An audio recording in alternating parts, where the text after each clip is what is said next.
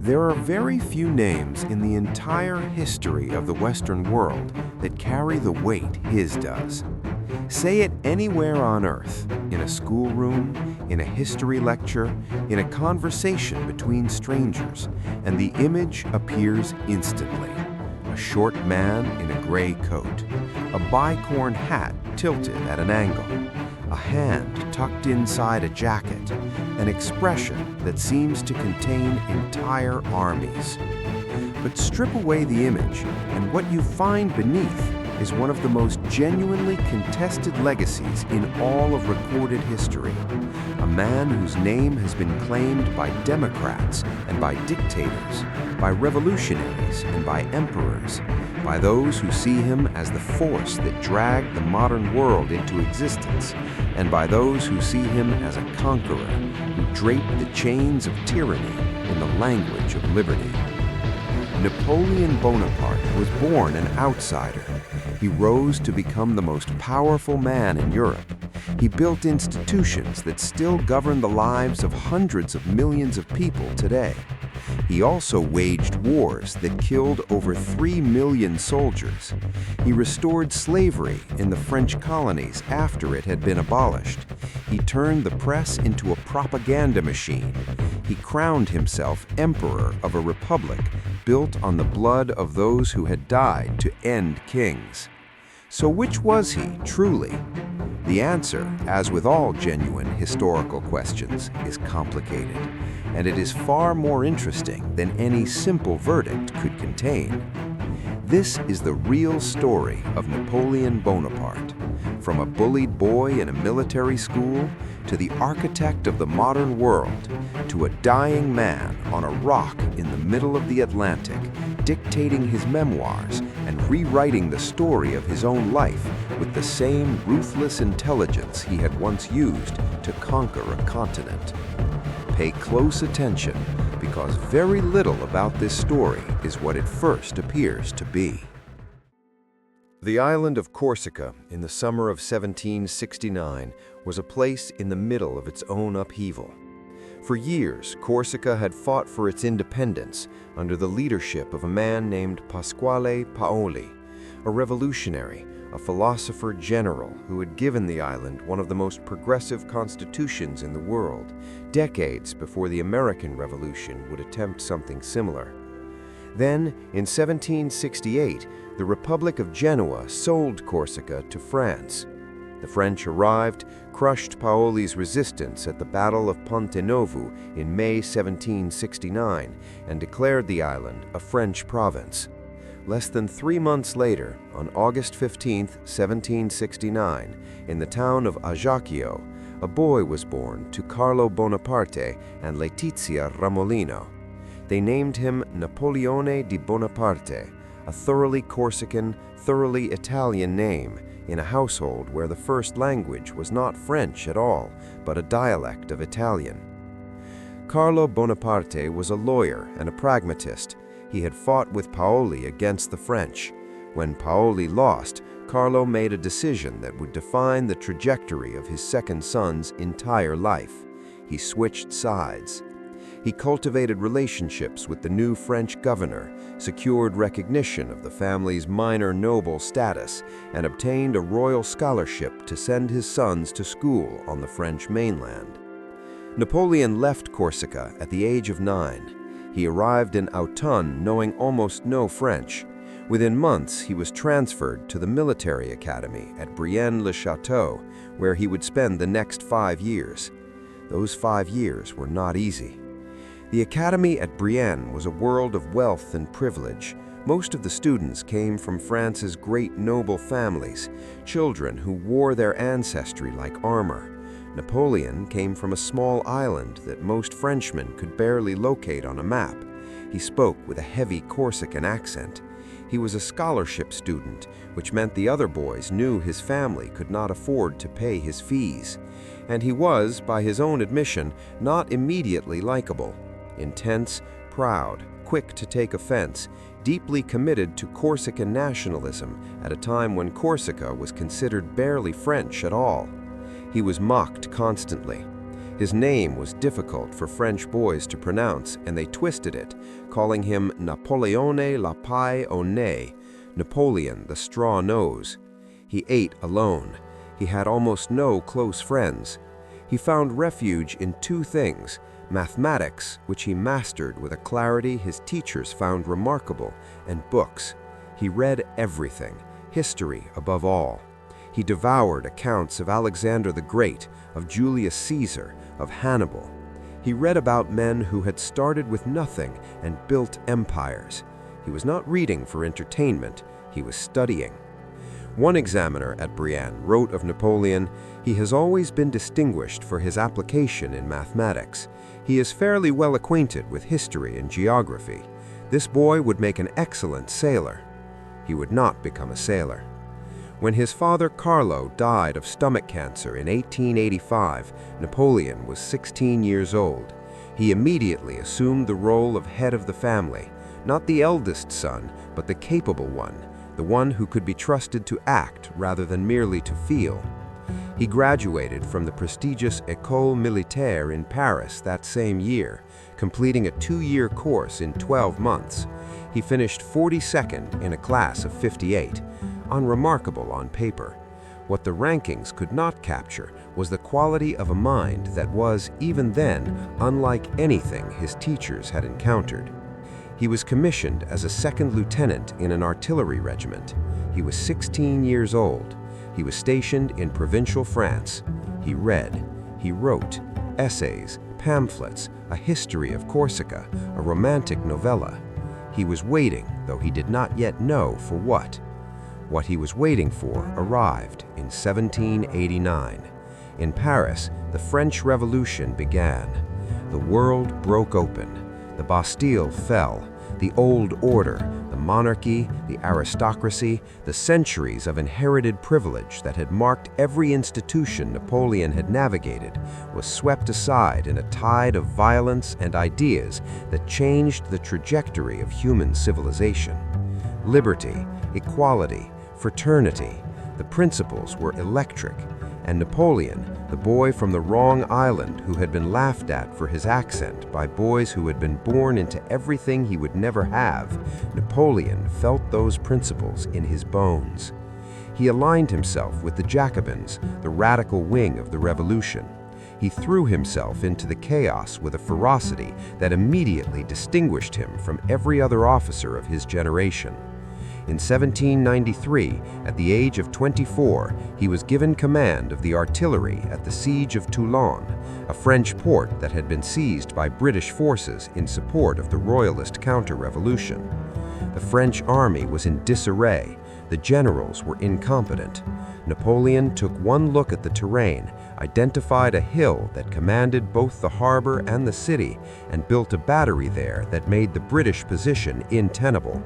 Within weeks, the British fleet was forced to withdraw. Napoleon was promoted to brigadier general at 24. He was, from that moment, a man the Republic needed and feared in equal measure. In October 1795, a royalist mob of 30,000 marched on the National Convention in Paris. The government, desperate, summoned Napoleon, a man they knew was capable of the thing they could not bring themselves to order. He arrived, assessed the situation in minutes, and positioned artillery at the approaches to the convention building. When the mob advanced, he gave the order. The cannons fired at close range. The mob broke and fled. The government was saved. Napoleon described it afterward with the brevity of a man who understood that history rewards results, not sentiments. A whiff of grape shot. He was 26 years old and had just become the most indispensable soldier in France. In March 1796, two things happened. Napoleon married Josephine de Bonaparte, a Creole widow 6 years his senior, elegant, sophisticated, completely his social superior in every way he lacked, and utterly fascinating to him. And he was given command of the army of Italy. He arrived in Italy to find a force that was starving, exhausted, and losing. He stood before them and told them what he intended to do. lead them into the most fertile plains on earth where wealth and honor awaited. He did not ask them if they were ready. He told them what was coming. It was the first expression of a quality that would define him for the next 20 years, the ability to make men believe that the impossible was simply a matter of sufficient will. In 14 months, he drove the Austrians out of northern Italy, won a series of battles that military historians still study today, and dictated his own peace treaty with Austria without authorization from Paris. He had won a war. He had also established without ambiguity that his authority did not require approval. He returned to Paris a hero. The city was intoxicated with him. He could see with perfect clarity that the revolutionary government, the Directory, was corrupt, exhausted, and deeply unpopular. He began to position himself not as its servant, but as its replacement. On November 9th, the 18th of Brumaire in the revolutionary calendar, Napoleon staged a coup. Working with allies in the government and with the loyalty of key military units, he dissolved the legislature by force, abolished the Directory, and declared himself first consul of the French Republic. The Republic was still technically a republic, but it had one consul that mattered, and that consul was Napoleon. He was 30 years old. He had just seized the government of France. And now, for the first time, came the question that had always been there beneath everything else. What would he do with it? The answer, in the years that followed, was extraordinary and deeply contradictory. Napoleon worked at a pace that left his staff permanently exhausted. He reportedly needed only 4 hours of sleep. He dictated correspondence in the early morning, reviewed legislation in the afternoon, and spent his evenings reading state papers that would have taken an ordinary minister a week to process. He had an almost supernatural memory for detail, for the names of officers he had met once years before, for specific clauses in treaties he had negotiated himself, for statistical data about grain production in provinces he had never visited. And he used this capacity to rebuild France from the ground up. The Napoleonic Code, formerly the Civil Code of 1804, was his most enduring achievement. France, before Napoleon, was governed by a patchwork of thousands of local laws, feudal customs, and royal edicts that varied from province to province. A man in Normandy lived under entirely different legal rules than a man in Provence. The Code swept all of it away and replaced it with a single, coherent, rational system of civil law that applied equally to every citizen of France. It established equality before the law. It guaranteed the right to property. It protected freedom of religion. It established that public offices were open to talent, not to birth. It was, in its foundational principles, a codification of what the Revolution had been for. Today, the Napoleonic Code is the basis of the legal systems of France, Belgium, Luxembourg, Quebec, Louisiana, Spain, Portugal, most of Latin America, and dozens of other nations. When over 80 countries around the world interact with their civil law systems, they are working, in most cases, with a structure that Napoleon built. He created the Banque de France and stabilized the currency after a decade of financial chaos. He reorganized the educational system, creating the lycée, a standardized secondary school network that still forms the backbone of French education today. He established the Légion d'honneur, a meritocratic system of national recognition that rewarded achievement regardless of social origin. In 1801, he negotiated the Concordat with Pope Pius VII, reconciling the French state with the Catholic Church after a decade of violent conflict that had included the execution of priests, the de-Christianization campaign, and the replacement of the Christian calendar with a revolutionary one.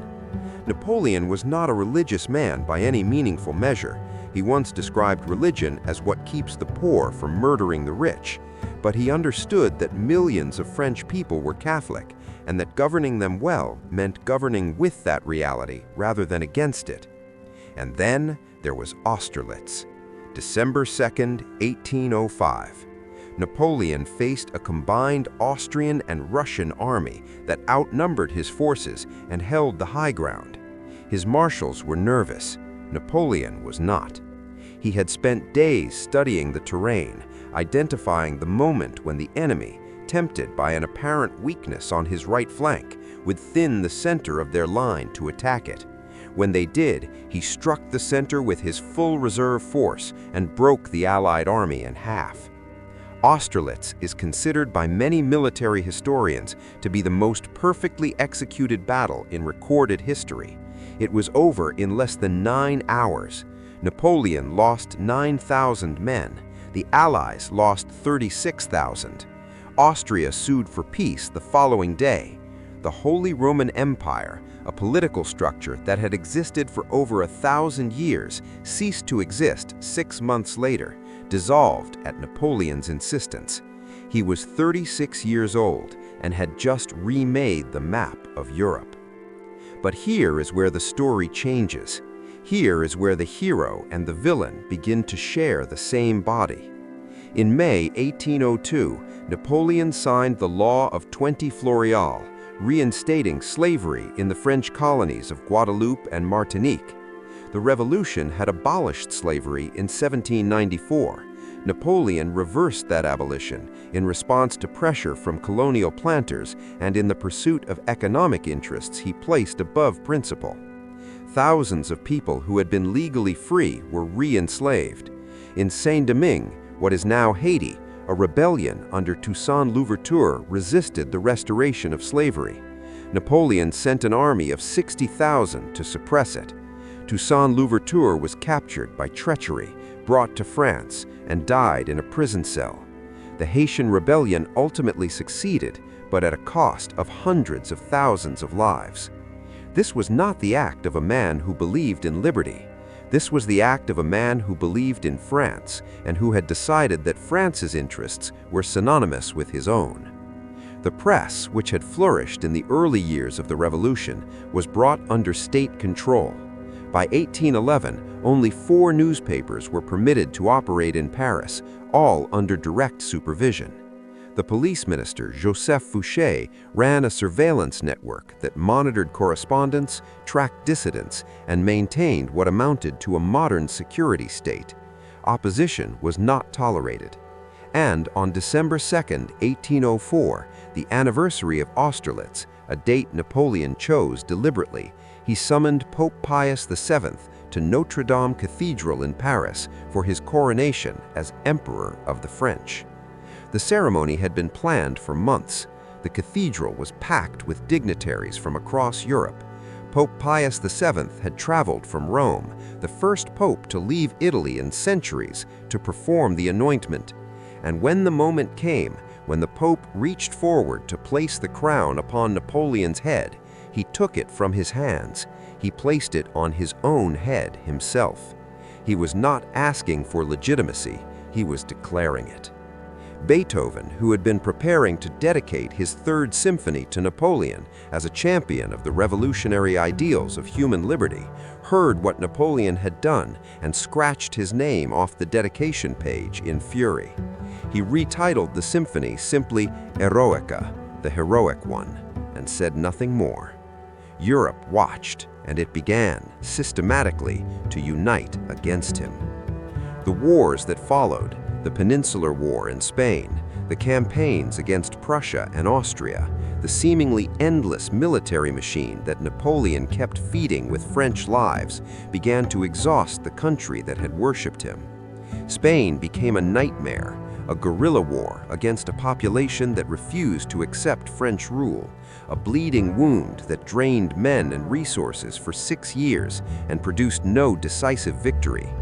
Napoleon divorced Josephine in 1809. She had not given him the male heir he needed, and married the 18-year-old Marie-Louise of Austria. Their son, the King of Rome, was born in 1811. The empire seemed at its peak. In 1812, Napoleon made the decision that would end everything. He invaded Russia. Now, before we go into the final chapter, the catastrophe that unmade him, and the extraordinary final act of a man who refused, even in chains, to fight for his own legacy, what is your verdict so far? A reformer who betrayed his own reforms? A revolutionary who became exactly what the revolution was supposed to destroy? Leave your thoughts in the comments. The answer may be less certain than you think. June 24, 1812. The Grande Armée crossed the Niemen River into Russia. The numbers were staggering. Over 600,000 soldiers, French, German, Austrian, Polish, Italian, Dutch, Spanish, the largest army ever assembled in European history to that point. Napoleon had massed them over months, pouring logistics and planning into an operation of unprecedented scale. He expected the campaign to last no more than 3 weeks. He expected Tsar Alexander I to offer battle, to be defeated, and to negotiate peace. Tsar Alexander did not cooperate. The Russian army retreated, and retreated, and retreated further still, burning crops, destroying food stores, clearing villages of anything that could feed or shelter an invading army. The scorched earth strategy was not improvised, it was deliberate. The Russians had looked at Napoleon's methods across 20 years of warfare and identified the one thing that could defeat him: deny him the decisive battle he needed and let the distances of Russia do the work. Napoleon pushed east through a landscape that offered nothing. Within the first month, 80,000 soldiers were dead from typhus, dysentery, and the brutal summer heat, before a major engagement had even been fought. Supply lines stretched impossibly thin across hundreds of miles of empty steppe. Horses starved, discipline frayed. The army that had marched in June was already a different army by August. The great battle Napoleon needed finally came on September 7, 1812, at a village called Borodino, 70 miles west of Moscow. Over 250,000 men clashed across a front of several miles in the bloodiest single day of the Napoleonic Wars, more than 70,000 casualties between the two sides. Napoleon won, technically. He held the field. But the Russian army was not destroyed. It retreated in good order, and it took everything with it. Napoleon entered Moscow on September 14th with 95,000 men. Moscow was empty, and then Moscow was on fire. The Russians had set their own city ablaze rather than allow it to be occupied. 3/4 of the wooden city burned over several days. Napoleon sat in the Kremlin, surrounded by ash and ruin, waiting for peace terms that never came. Alexander refused to negotiate. The weeks passed. October arrived. The temperature dropped, and Napoleon faced the recognition that he could not winter in a burned city with no food supply, 600 miles from his nearest supply base, with a Russian army regrouping to his south. On October 19th, he ordered the retreat. What followed was one of the defining catastrophes of modern history. The French retreated through a Russia that was already entering winter, temperatures falling to 30 and 40 degrees below zero. There was no food. The horses died first, then the men followed. Frostbite took fingers, then hands, then feet. Soldiers who fell asleep on the march did not wake up. There are accounts of men cutting open the bodies of dead horses to sleep inside them for warmth, and of soldiers eating those same horses before they were cold. Of the initial 600,000 men who had crossed into Russia, fewer than 100,000 returned. Some sources place the total French losses, including captured and deserted, at over 500,000. In a single campaign, Napoleon had consumed an army. He left the remnants of his force behind and raced back to Paris, understanding that the disaster had created a political vacuum that his enemies, both foreign and domestic, would rush to fill. He was right. Prussia broke with France. Austria abandoned its neutrality. Sweden joined the coalition. All of Europe was now aligned against a France that had been bled white. In October 1813, at the Battle of Leipzig, the Battle of Nations, Napoleon faced a coalition army of 300,000 men. He had 160,000. He fought for 3 days and lost. He retreated into France itself.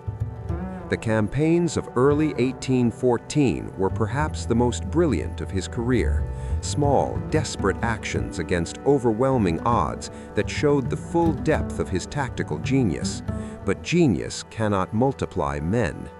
Paris fell in March 1814. His own marshals told him the war was over. On April 6, 1814, Napoleon abdicated. He was sent to the island of Elba off the coast of Tuscany with a small court and a small army and the title of sovereign of a territory roughly 8 miles wide.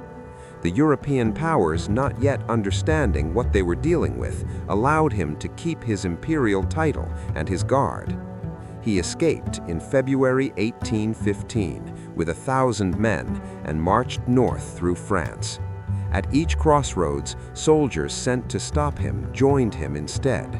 By the time he reached Paris on March 20th, Louis XVIII had already fled. The government dissolved. The army came back to Napoleon, because whatever he had become, there was still no one else who made them feel the way he did. The 100 days had begun. The coalition powers moved with speed that reflected how deeply they feared him. Wellington gathered an Anglo-Allied army in Belgium. Prussian forces under Field Marshal Blücher moved to support him. Napoleon had one chance: defeat them separately before they combined. June 18, 1815, the village of Borodino, 70 miles south of Moscow. Over 250,000 men clashed across a front of several miles in the bloodiest single day of the Napoleonic Wars, more than 70,000 casualties between the two sides. Napoleon won, technically. He held the field, but the Russian army was not destroyed. It retreated in good order, and it took everything with it. Napoleon entered Moscow on September 14th with 95,000 men. Moscow was empty, and then Moscow was on fire. The Russians had set their own city ablaze rather than allow it to be occupied. 3/4 of the wooden city burned over several days. Napoleon sat in the Kremlin, surrounded by ash and ruin, waiting for peace terms that never came. Alexander refused to negotiate. The weeks passed. October arrived. The temperature dropped, and Napoleon faced the recognition that he could not winter in a burned city with no food supply, 600 miles from his nearest supply base, with a Russian army regrouping to his south. On October 19th, he ordered the retreat. What followed was one of the defining catastrophes of modern history. The French retreated through a Russia that was already entering winter, temperatures falling to 30 and 40 degrees below zero. There was no food. The horses died first, then the men followed. Frostbite took fingers, then hands, then feet. Soldiers who fell asleep on the march did not wake up. There are accounts of men cutting open the bodies of dead horses to sleep inside them for warmth, and of soldiers eating those same horses before they were cold. Of the initial 600,000 men who had crossed into Russia, fewer than 100,000 returned. Some sources place the total French losses, including captured and deserted, at over 500,000. In a single campaign, Napoleon had consumed an army. He left the remnants of his force behind and raced back to Paris, understanding that the disaster had created a political vacuum that his enemies, both foreign and domestic, would rush to fill. He was right. Prussia broke with France. Austria abandoned its neutrality. Sweden joined the coalition. All of Europe was now aligned against a France that had been bled white. In October 1813, at the Battle of Leipzig, the Battle of Nations, Napoleon faced a coalition army of 300,000 men. He had 160,000. He fought for 3 days and lost. He retreated into France itself. The campaigns of early 1814 were perhaps the most brilliant of his career. Small, desperate actions against overwhelming odds that showed the full depth of his tactical genius. But genius cannot multiply men. Paris fell in March 1814. His own marshals told him the war was over. On April 6, 1814, Napoleon abdicated. He was sent to the island of Elba off the coast of Tuscany with a small court and a small army and the title of sovereign of a territory roughly 8 miles wide. The European powers, not yet understanding what they were dealing with, allowed him to keep his imperial title and his guard. He escaped in February 1815 with 1,000 men and marched north through France. At each crossroads, soldiers sent to stop him joined him instead.